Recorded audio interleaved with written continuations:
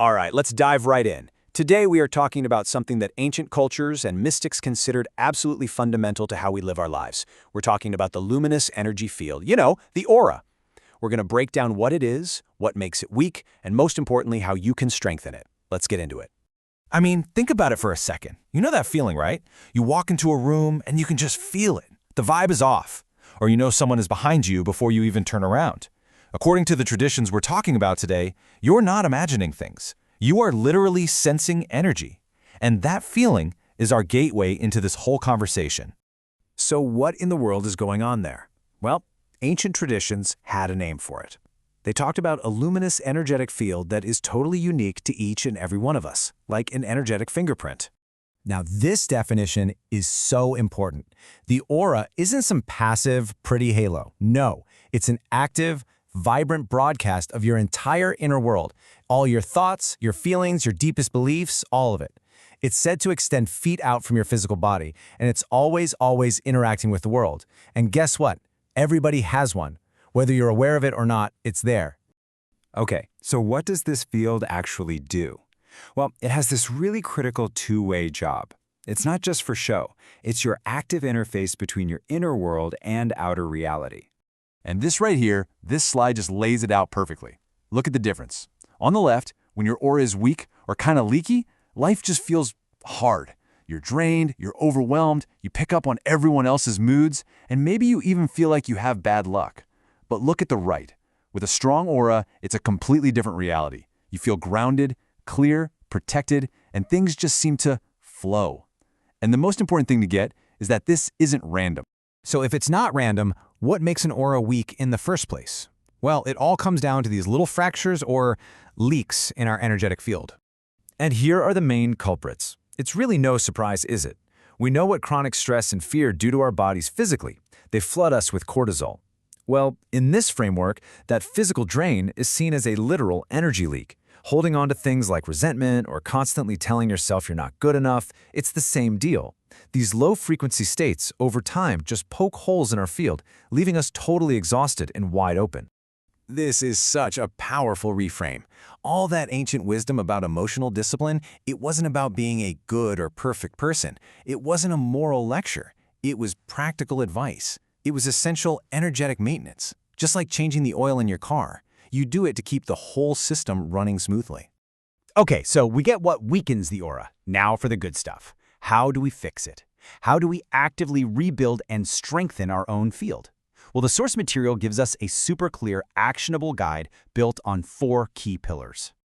These are the 4 keys to the kingdom, right here: presence, breath, emotion, and visualization. We're going to walk through each one so you can see exactly how they work together to make you energetically strong again. First up is presence. You know how it feels when your mind is all over the place, thinking about yesterday, worrying about tomorrow, scrolling on your phone? Well, where your attention goes, your energy follows. So if your mind is scattered, so is your energy. The practice of presence, even just 5 minutes a day of meditation where you focus on one thing, starts pulling all that scattered energy back home, creating a strong, solid core. I love this quote. It's so simple, but it is so profound. This isn't just some nice saying, it is a literal instruction manual. Whatever you put your focus on, you are feeding with your life force. So just becoming more intentional about where you place your attention is one of the most powerful things you can do, period. Pillar number 2 is the breath. And this is about way more than just taking in oxygen. We know that slow, deep breathing calms our nervous system down. Ancient traditions knew this too. They called the life force we draw in through breath prana. So when you breathe consciously like this, you are actively feeding your energy field, making it denser, thicker, and way more resilient to whatever life throws at you. Next up, emotion. You can think of this as the fuel for your aura. Draining emotions like fear or anger create a kind of static in your system. But high-frequency, expansive emotions, they're like a powerful organizing signal. Deliberately cultivating these states can create real, measurable changes in our bodies, and, according to this view, in our energy field too. So what are we talking about here? Here are some of the heavy hitters: gratitude, love, awe, even just simple curiosity. These aren't just nice feelings. Think of them as high coherent states. When you intentionally call up these feelings, even for a few moments, it's like a tuning fork. that brings your entire energy field back into harmony and power. And our final pillar is visualization. Now, it is so crucial to get this. This is not just make-believe. This is the focused direction of energy. I mean, top athletes do this all the time to win. In the exact same way, vividly imagining this vibrant, protective shield of light all around you is like giving your energy body a blueprint, showing it exactly what a strong, healthy state looks and feels like. And this is the secret to why it works so well. Your energy body is incredibly responsive. The second you set a clear intention and back it up with a focused image, your aura begins to shift. It's an immediate conversation between your mind and your energy. So, what happens when you actually put these 4 pillars into practice? Well, the changes aren't just on the inside. When you build a strong, coherent aura, you start to fundamentally change the way reality interacts with you. The results can be profound. Negative vibes from other people or places just don't stick to you anymore. You might start noticing more of those meaningful coincidences, synchronicities popping up in your life. And maybe the coolest part, your presence alone, your solid, clear energy can start to positively influence situations and people around you without you even saying a word. And here it is. This is the most empowering part of this entire idea. This isn't for a special, gifted few.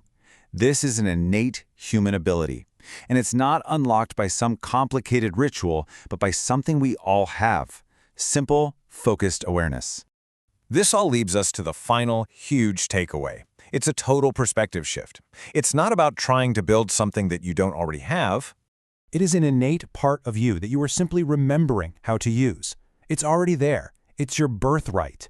The whole journey is just about remembering and reclaiming your own energetic power. So, we end with a question for you. Now that you have this awareness, this framework for understanding your own energy, what are you going to do with it? Because the power, as it turns out, has been yours all along. Thanks for listening.